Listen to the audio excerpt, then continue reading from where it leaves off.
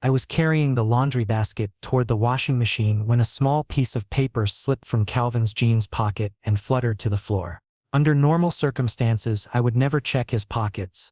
Respecting boundaries had always been important to me, but something stopped me that morning.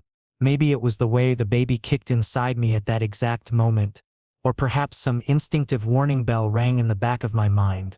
Whatever it was, I bent down carefully, my 5-month pregnant belly making the motion awkward, and picked up the receipt. What I saw made my breath catch in my throat. It was from an upscale jewelry store downtown, showing a purchase of a diamond bracelet for $60,000. My heart began racing as hope flickered briefly in my chest. Maybe this was for me. Maybe Calvin had finally noticed how lonely and invisible I'd been feeling these past few months. Maybe he was planning a surprise to show me he still cared about us, about our growing family. But then I looked at the date printed at the top, 2 days ago, and he hadn't given me anything, hadn't mentioned any surprise, hadn't even looked at me properly in weeks. That evening when Calvin came home from work, I was in the kitchen preparing dinner. My belly kept bumping against the counter edge as I moved around, the weight becoming harder to manage with each passing week. My lower back ached constantly now, a dull throb that never quite went away. Calvin walked straight past me toward the bathroom without really seeing me, offering only a distracted "hey" before closing the door. I heard the shower turn on immediately. It had become his routine lately, rushing to wash away the day the moment he stepped through the door as if he needed to cleanse himself of something. I slipped the receipt into my hoodie pocket and finished plating the food, my hands trembling slightly. I wasn't ready to confront him yet, not without thinking it through first. We sat down at the dinner table together, but we might as well have been in different rooms. Calvin ate while scrolling through his phone, and I watched him, waiting for him to ask about my day, to ask about the baby, to ask about anything at all. Instead, he just smiled at his screen every few minutes, his thumb moving rapidly as he typed responses to someone. Each smile felt like another tiny crack forming in my heart because those smiles used to be mine. "Calvin, are you free tomorrow?" I finally gathered the courage to ask, nervously interlocking my fingers on the table. "I thought maybe we could go out together, do some shopping for the baby. We still need to look at cribs and nursery furniture, and I'd really like your opinion on—" "I'll have to check my calendar," he interrupted without looking up, his tone flat and businesslike, as if I were scheduling some tedious appointment rather than asking my partner to help prepare for our child. Then he stood up abruptly, leaving his half-finished plate on the table, and walked into the living room. I sat there alone, one hand moving to my belly as the baby kicked again. Maybe I was overthinking this. Maybe he was just stressed from work. Maybe everything was fine. But later that night, when I went to the bathroom to brush my teeth, Calvin's phone vibrated on the counter where he'd left it charging. The screen lit up, and I couldn't help but see the notification that appeared. "The bracelet is absolutely perfect, Calvin. I cannot wait to wear it. I'll show you tonight at dinner. Franklin." My hand froze mid-air, toothbrush still gripped between my fingers. Franklin. I'd heard that name before. Calvin had mentioned him casually a few weeks back as a colleague from his office. But a bracelet? Dinner plans? And that heart emoji glowing at the end of the message? Pain lanced through my chest, sharp and sudden, as if someone had driven a knife directly into my heart and twisted it slowly. I carefully set the phone back down, my hands shaking, and looked at myself in the mirror. Dark circles shadowed my eyes from too many sleepless nights. My hair was a mess. I wore an oversized shirt that did nothing to hide my prominent baby bump. I was a pregnant omega carrying my alpha's child, making sacrifices every single day with my body and my life, and he was secretly buying expensive jewelry for someone else. That night, sleep never came. I lay in bed staring at the ceiling while Calvin snored softly beside me, and I wondered when exactly I had become so invisible in his life. When had I transformed from being his partner into nothing more than background noise in his increasingly distant world? The next morning arrived with gray light filtering through the curtains, and I still hadn't slept. My eyes burned with exhaustion as I watched Calvin get ready for work with the same detached efficiency he'd shown for weeks. He kissed my forehead absently before leaving, a gesture so automatic and meaningless it hurt worse than if he'd said nothing at all. The front door closed behind him, and I was alone again in the silence of our apartment, one hand resting on my belly where our baby grew, unaware of the fractures spreading through the foundation of his family. I spent the morning trying to distract myself with chores, but my mind kept circling back to that receipt, that message, that name, Franklin. Who was he really? Just a colleague, or something more? And if it was more, how long had this been going on? How many lies had Calvin told me while I carried his child and believed in the future we were supposed to be building together? By afternoon, I couldn't take the uncertainty anymore. I pulled out my phone and did what I'd never done before. I looked up Franklin's social media profiles. It didn't take long to find him. His Instagram was public, filled with photos of an obviously wealthy lifestyle, designer clothes, expensive restaurants, luxury travel, and there in several recent photos, I could see Calvin in the background, not prominently featured, but present, always present. My hands shook as I scrolled through the images, each one confirming what my heart already knew but my mind desperately wanted to deny. This wasn't just a work friendship, this was something intimate, something real, something that had been growing while I sat at home alone, feeling our baby move inside me and wondering why my alpha had stopped loving me. The baby kicked hard against my ribs, as if sensing my distress, and I placed both hands over my belly protectively. "It's okay," I whispered, though I wasn't sure if I was reassuring the baby or myself. "We'll be okay. Somehow we'll be okay." But even as I said the words, I didn't believe them. Because nothing felt okay anymore, and I was terrified that nothing would ever feel okay again. The following morning at breakfast, Calvin casually announced that he needed to go to Chicago for 3 days, on a business trip. He said it the way someone might mention they were stepping out for groceries. Completely ordinary. Utterly unremarkable. I looked up from my coffee cup, confusion crossing my face. "When was this decided?" "You never mentioned any trip before," I said, trying to keep my voice neutral despite the suspicion already crawling up my spine. He shrugged carelessly, not meeting my eyes. "My boss assigned it yesterday afternoon. Important client meeting that I need to handle personally. It's unavoidable." I nodded slowly, but inside alarm bells were ringing. I'd spent months learning to read Calvin's expressions, his body language, his tells, and right now every instinct I had was screaming that he was lying. "Is Franklin going with you?" I asked deliberately, watching his reaction carefully. His jaw tightened for just a fraction of a second before he composed himself. "Yes, he's part of the team on this project." Then he grabbed his phone from the table, effectively ending the conversation without giving me another glance. I sat there eating my now tasteless oatmeal, wondering if I was losing my mind or if something genuinely terrible was happening to my relationship. The doubt felt like poison spreading through my veins, but I had no concrete proof, just a receipt, a text message, and a growing sense of dread. When Calvin started packing that afternoon, I offered to help him.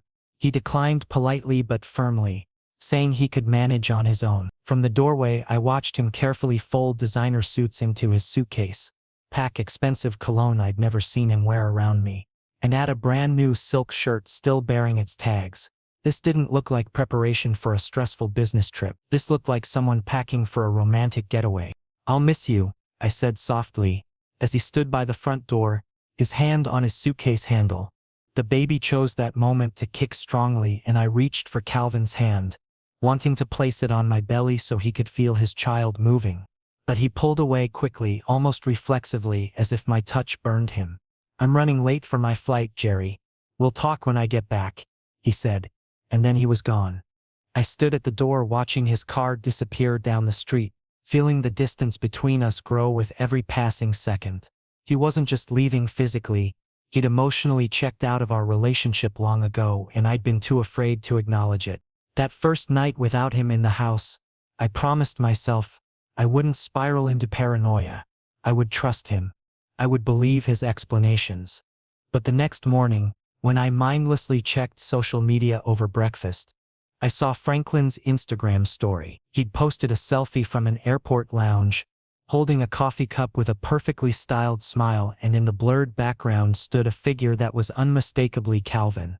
The caption read, "New adventures with favorite people," followed by 3 heart emojis. Favorite people, not colleagues, not business associates. Favorite people. My hands began trembling so badly I nearly dropped my phone.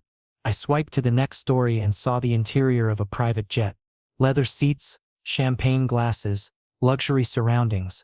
Private jets for company business trips? My stomach twisted into knots as reality crashed down around me. I immediately called Calvin, desperate for an explanation that would make sense of what I was seeing. He declined the call.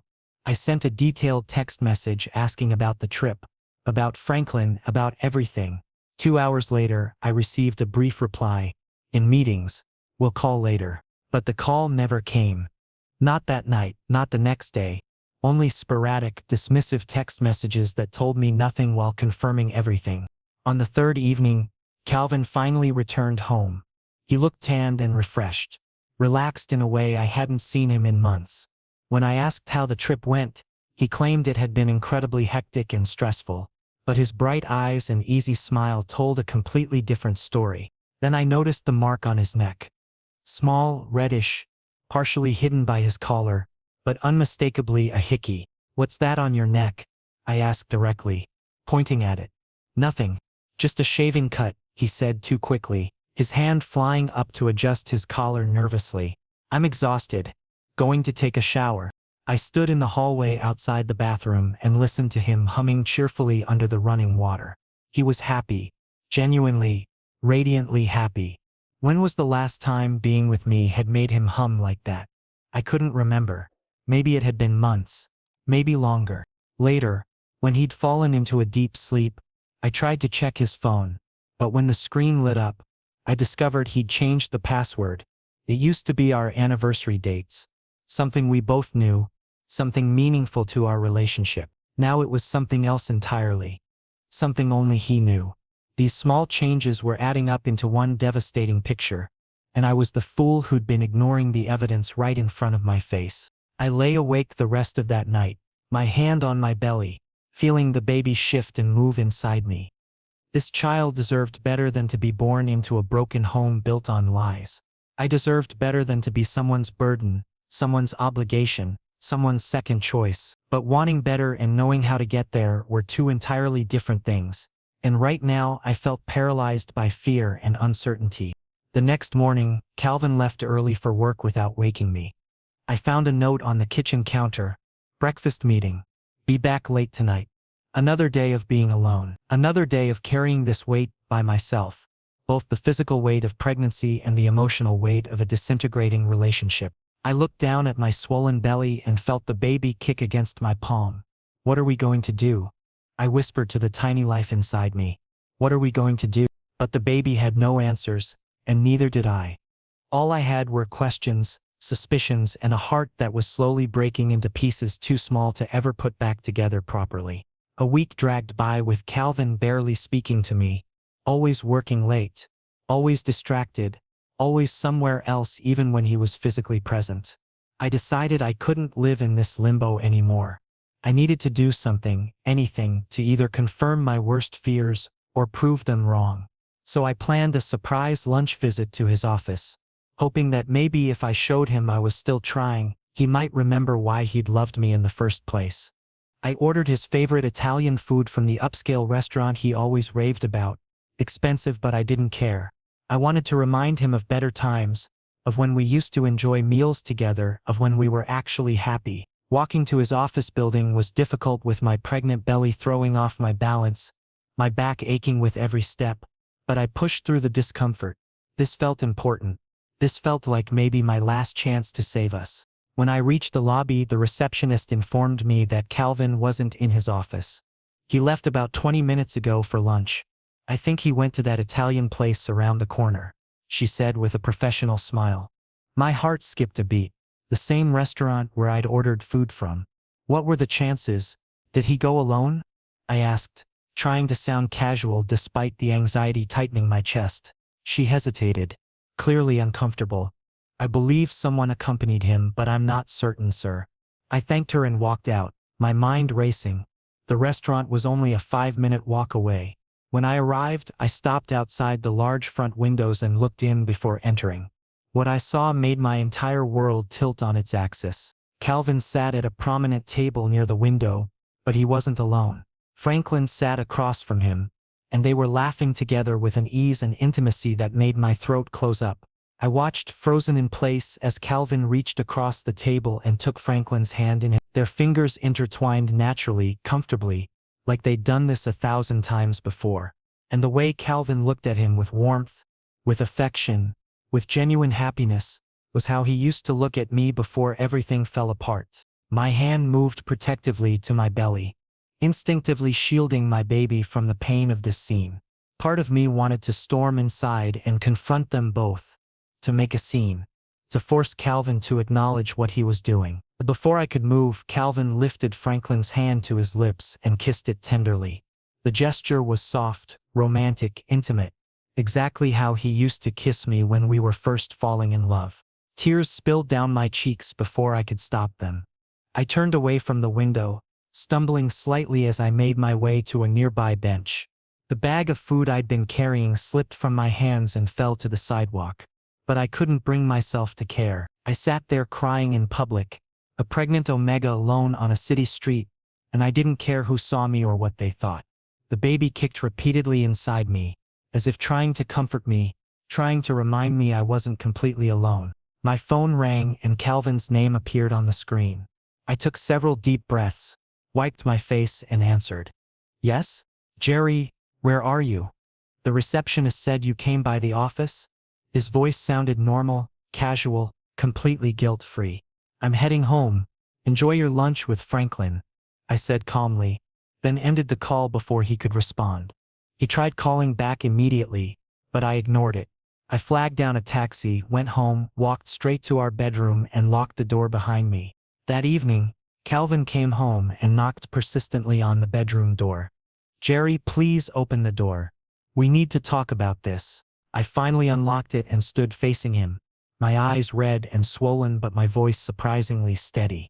How was your romantic lunch today? His expression shifted from confusion to shock in an instant. You were there? Yes. I was there, Calvin. I saw everything. I watched you hold his hand like lovers do. I watched you kiss his hand in the middle of a crowded restaurant like you didn't have a pregnant partner waiting for you at home. My voice cracked, but I forced myself to continue. I'm carrying your child. I've been sacrificing my body, my comfort, my entire life for 5 months now, and you're out there romancing someone else?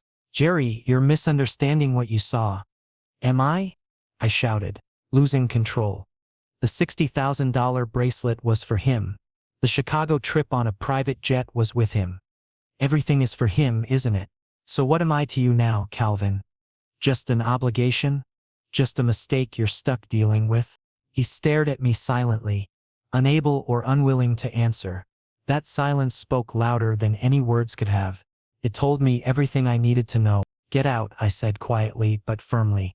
Leave this room right now. I don't want to see your face or hear your excuses. Surprisingly, he left without arguing. I closed and locked the door again, then slid down to sit on the floor, my back against the wall, my hands cradling my belly. The baby moved inside me, and I whispered to him, I'm so sorry. I'm so sorry you're being born into this mess, but I promise you I will protect you. I will love you enough for both of us. You will never feel unwanted or like a burden. I promise.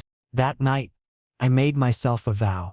I would never again be someone's second choice, someone's backup plan, someone's obligation, even if it meant raising this baby completely alone. Even if it meant starting my life over from scratch. I would not stay in a relationship where I was invisible and unloved.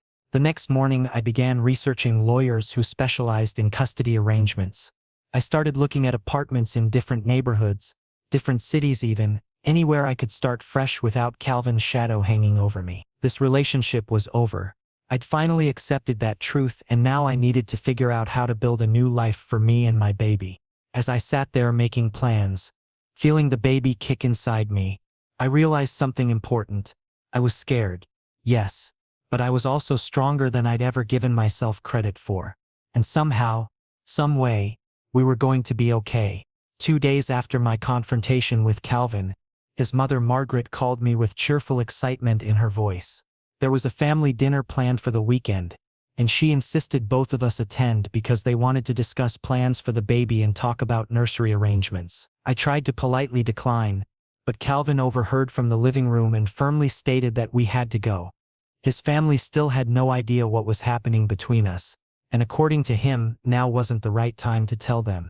I reluctantly agreed because I didn't want to create unnecessary drama, especially when the conversation would involve our baby. Maybe I was being foolish, trying to maintain appearances when everything was already falling apart. But some part of me still wanted to protect Calvin's relationship with his family even if ours was beyond repair. Saturday evening arrived too quickly. We drove to his parents' house in complete silence. The tension between us so thick I could barely breathe. When we walked through the door, everything seemed perfectly normal on the surface. Margaret greeted us warmly, immediately taking my hands in hers and beaming about becoming a grandmother. Calvin's father Richard shook my hand with his usual firm grip, and Calvin's younger sister Nora, who was in medical school, gave me a quick hug before shooting her brother a look I couldn't quite interpret. We gathered around the dining table, Margaret, Richard, Nora, Calvin, and me. The table was beautifully set with Margaret's best china, and the smell of her famous pot roast filled the room. Under different circumstances, this would have been a wonderful evening. Instead, I felt like I was performing in a play where I'd forgotten all my lines. "Jerry, sweetheart, how have you been feeling? Is the pregnancy going smoothly?" Margaret asked with genuine maternal concern as she passed me a bowl of mashed potatoes. "Everything's fine, thank you. The baby's very active," I replied, managing a smile as I gently touched my belly. At that exact moment, Calvin's phone buzzed loudly on the table. He reflexively glanced at the screen and I watched his lips curve into an involuntary smile before he quickly shoved the phone into his pocket. But it was too late. Nora had seen his reaction and her eyes narrowed with suspicion. "Work message?" Richard asked casually while cutting his steak. "Yes. Just a client. Nothing urgent," Calvin answered quickly, reaching for his wine glass. I noticed his hand trembling slightly. That was guilt manifesting physically, finally breaking through his carefully constructed facade. Margaret began enthusiastically discussing baby shower plans, asking me detailed questions about themes and guest lists. I was trying to formulate an answer when Calvin's phone buzzed again, even louder this time. He deliberately didn't check it, but Nora somehow managed to see the screen from across the table. Her expression changed drastically and she set down her fork with enough force to make everyone look at her. "Excuse me," she said formally, standing up and walking toward the kitchen with stiff, angry movements. A few seconds later, she gestured sharply for Calvin to follow her. He rose awkwardly and disappeared into the kitchen, and despite their attempts to keep quiet, I could hear their voices rising in heated argument. "Are you serious right now?" Nora's voice carried into the dining room, sharp with fury. "Franklin, while Jerry is literally carrying your child?" My heart plummeted. So she'd seen something on that phone notification, something damning enough to put the pieces together instantly. Margaret and Richard exchanged confused, worried glances before turning their concerned gazes toward me. "Is everything all right, dear? What's gotten into Nora?" Margaret asked gently, clearly sensing the sudden tension. Before I could attempt an answer, Calvin and Nora returned. Nora's face was flushed red with anger, while Calvin looked trapped and guilty. She didn't waste any time with subtlety. "Mom, Dad, I think Calvin needs to tell you something important right now," Nora stated directly, her voice leaving no room for argument. "Nora, please not here," Calvin said through clenched teeth, desperation creeping into his voice. "Not here? Then when?" Nora shot back sarcastically. "After the baby's born and everyone finds out what you've been doing behind closed doors?" She gestured toward me. "Jerry deserves so much better than this, and you both deserve to know what your son has been up to." Margaret looked frightened now. "What's happening?" "Calvin, someone needs to explain this immediately." I slowly pushed back my chair and stood up, my heavy belly making the movement awkward. I gripped the table edge for balance and took a deep breath. There was no point in hiding it anymore. "Margaret, Richard, Calvin has fallen in love with someone else. His name is Franklin.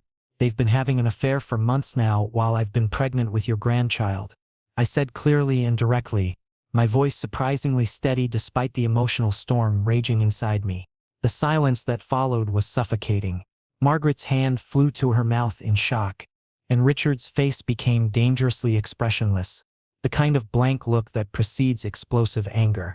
Calvin looked nervously between me and his parents, his mouth opening and closing without sound. "Dad, Mom, I can explain the situation," he finally managed. "Explain what exactly?" Richard interrupted, his voice stern in a way I'd never heard before.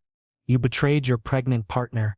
You've been lying to everyone while Jerry has been here, carrying your child, making sacrifices every single day. It wasn't planned. Franklin and I just connected and I couldn't control my feelings." Calvin started, but I cut him off. "Stop," I said firmly, raising my hand. "I don't want to hear your justifications anymore. I'm leaving." I grabbed my coat from the hall closet and began walking toward the door with slow, careful steps. My balance was precarious with the baby's weight, and I had to move deliberately to avoid stumbling. Margaret rushed after me, reaching for my hand. "Jerry, please wait. Where will you go at this hour? Stay with us tonight, please," she pleaded, tears visible in her eyes. "I appreciate that, Margaret, truly. But I can't stay here. I can't be in the same house with him right now." "I'm sorry," I said apologetically, gently extracting my hand from her grip. The cold night air hit my face as I stepped outside, but it felt more comfortable than the suffocating atmosphere inside that house. I pulled out my phone and called Jasper, a friend from college who lived in the city. Without asking a single question about what was wrong, he immediately told me to come over. When I arrived at his apartment building 30 minutes later, Jasper opened the door and pulled me into a tight, supportive hug. "What happened, man? Are you okay?" he asked with genuine concern. And just like that, standing in my friend's doorway with my pregnant belly between us and my entire life falling apart, I broke down completely, because everything was truly over now, and I was officially alone in this journey that I'd thought I'd be sharing with someone who loved me. But Calvin didn't love me anymore. Maybe he never really had, and I needed to accept that truth and figure out how to move forward without him. I stayed at Jasper's apartment for an entire week, sleeping on his couch and trying to figure out what my next steps should be. During those 7 days, Calvin called and texted constantly. His messages ranged from desperate apologies to angry accusations that I was overreacting. His parents reached out too, especially Margaret, who seemed genuinely worried about both me and the baby, but I didn't respond to anyone. I needed space to think clearly without being pressured or manipulated into making decisions I wasn't ready for. Jasper never pushed me to talk about what happened. He simply made sure I ate properly, reminded me to take my prenatal vitamins, and gave me the space I needed to process everything. That quiet support meant more to me than he probably realized. On the 8th day, I had a scheduled appointment with my obstetrician. The doctor examined me thoroughly and then sat down with a serious expression that made my stomach clench with worry. "The baby is perfectly healthy and developing right on schedule," she assured me first, which made me release the breath I'd been holding. "But Jerry, your stress levels are concerning. Your blood pressure is higher than I'd like, and I can see the physical toll this is taking on you. Whatever is happening in your life right now, you need to find ways to manage the stress. Your baby feels everything you're feeling." I nodded silently, knowing she was right but having no idea how to actually reduce my stress when my entire life was in chaos. She gave me some brochures about meditation and prenatal yoga classes, made me promise to take it easy, and scheduled a follow-up for 2 weeks later. When I walked out of the clinic into the parking lot, I wasn't expecting to see Calvin waiting by my car. He looked exhausted, dark circles under his eyes, rumpled clothes, hair uncombed. For a split second, I almost felt sorry for him. "Almost. Jerry, please, just hear me out," he said, taking a step toward me. "There's nothing left to say between us, Calvin. I think that's pretty clear," I replied, trying to move past him to my car door. He blocked my path, not aggressively but firmly. "I ended things with Franklin completely. I told him I want to be with you and our baby. Please, just give me one chance to make this right." I looked at him for a long moment, studying his face. There were tears in his eyes, real tears. But something inside me had fundamentally changed during that week away from him. I'd spent so much time analyzing our relationship, replaying every moment, and I'd finally seen the truth clearly. You're only coming back because your family pressured you, because your reputation is damaged, because staying with Franklin would make you look like the villain in this story. I said quietly, "You're not coming back because you actually love me or want to be a father to our child. This is guilt talking, Calvin. Just guilt and social pressure, and I refuse to build a relationship on that foundation." "That's not true at all," he started to protest. "Isn't it?" I interrupted. "You spent $60,000 on jewelry for him, money you claimed we didn't have when I asked about getting a better crib. You took him on romantic trips while I sat home alone wondering if you'd remember our baby's ultrasound appointments. You held his hand and kissed him in public places while I was invisible to you. And now you want me to believe it was just a meaningless mistake?" He fell silent because there was no good answer to those accusations. They were simply facts, and facts couldn't be argued away or explained into something innocent. I unlocked my car and started to get in, but paused to deliver one final statement. "I'm contacting a lawyer about custody arrangements. Our baby deserves to have legal protections in place, and I want everything documented properly. If you genuinely want to be involved in your child's life, we'll work out a formal visitation schedule through the court system. But you and me were finished, Calvin. Permanently." He looked like he wanted to say something else, but I didn't give him the chance. I got into my car, started the engine, and drove away. In my rearview mirror I saw him standing alone in that parking lot, and for the first time in months, I didn't feel guilty about his pain. He'd made his choices, now he had to live with the consequences. When I got back to Jasper's apartment, he took one look at my face and understood immediately. "Finally got closure?" he asked. "Completely," I confirmed, sinking onto his couch with relief. "And now I need a fresh start. Somewhere Calvin won't be a constant presence. Maybe a different city entirely." Jasper sat down beside me, careful not to jostle my pregnant belly. "You're stronger than you give yourself credit for, Jerry. You're going to be an incredible parent. This baby is lucky to have you." That night, I sat alone in Jasper's guest room and placed both hands on my belly. The baby was moving around actively and I found myself talking to him softly. "Things didn't turn out the way I planned, little one. Your other father isn't going to be around much, and that's not fair to you. But I promise you this, I will always be here. I will love you enough for two parents. You will never feel unwanted or like a burden. You are the best thing that's ever happened to me, even if the circumstances aren't ideal." The baby kicked against my palm as if he understood, and I smiled through my tears. I was alone, yes, but I wasn't helpless. I had resources, I had friends, and most importantly, I had determination. Calvin had taught me an important lesson. I was stronger than I ever knew, and I could survive anything as long as I kept moving forward. Over the next few days, I began making concrete plans. I researched cities with good healthcare systems and affordable living costs. I looked into remote work opportunities that would give me flexibility once the baby arrived. I contacted a family lawyer who specialized in custody cases. Slowly but surely, I started building a new life, one that didn't include Calvin or his broken promises. And for the first time since discovering that receipt in his pocket all those weeks ago, I felt like I could breathe again. The weight hadn't disappeared entirely, but it was becoming manageable. I was taking control of my own destiny, and that feeling of agency was powerful and liberating. My baby and I were going to be okay. Different than planned, yes, but okay nonetheless. 2 months of careful planning later, I found myself standing in the doorway of a small apartment in Portland, hundreds of miles from Calvin and everything that had hurt me. The apartment wasn't fancy, just a modest one-bedroom with decent light and affordable rent. But it was mine. Jasper had helped me pack and move, making sure I was properly settled before he returned home.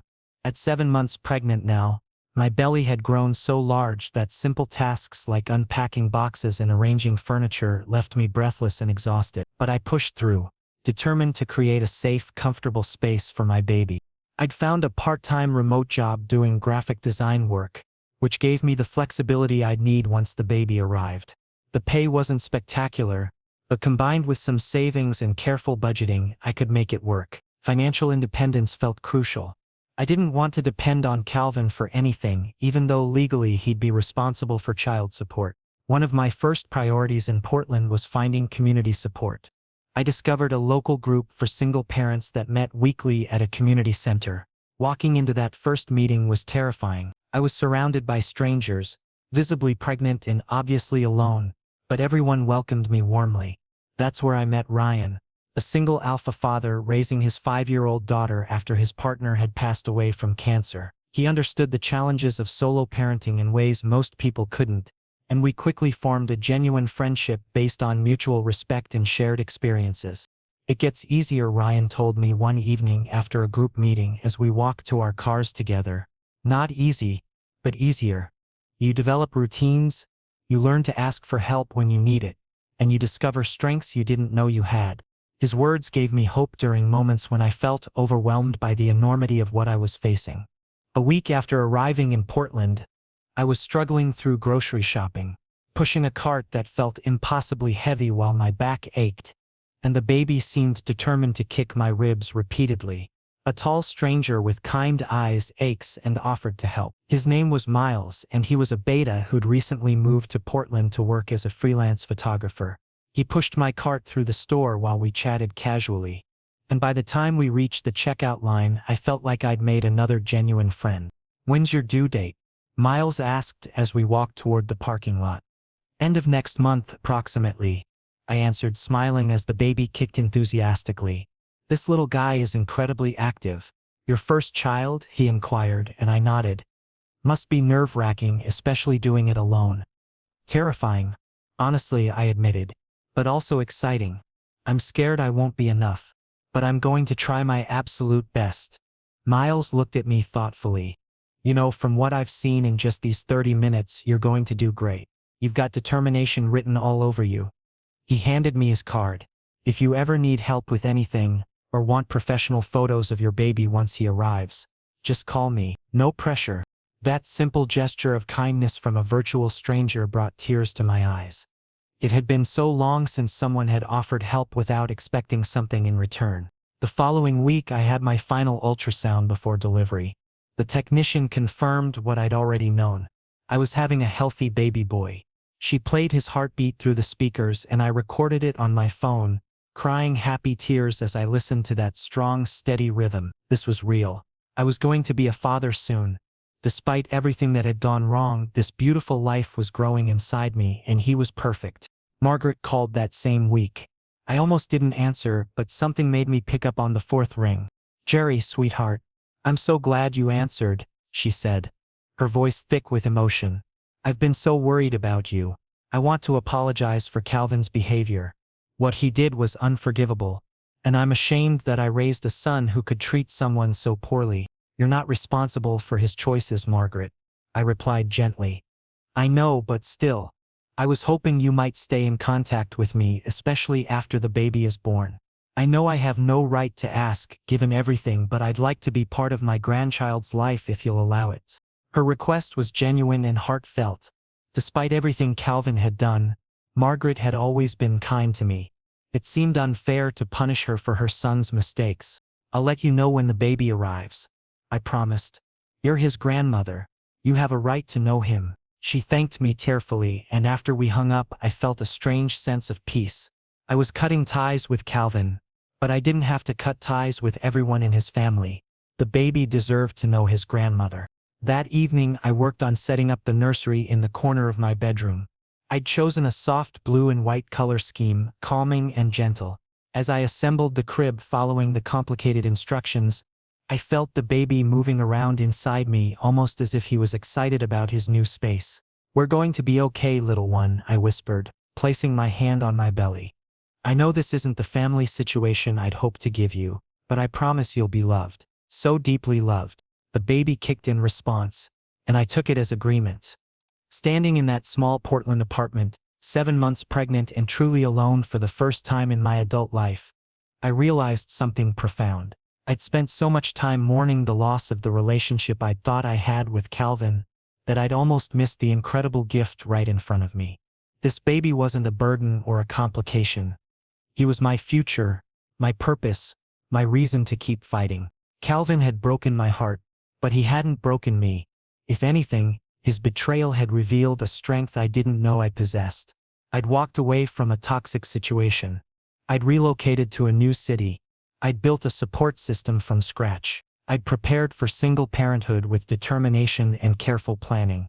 Looking around my modest apartment with its secondhand furniture and tiny nursery, I felt something I hadn't experienced in months: genuine pride in myself. This wasn't the life I'd imagined, but it was mine. And I was going to make it beautiful.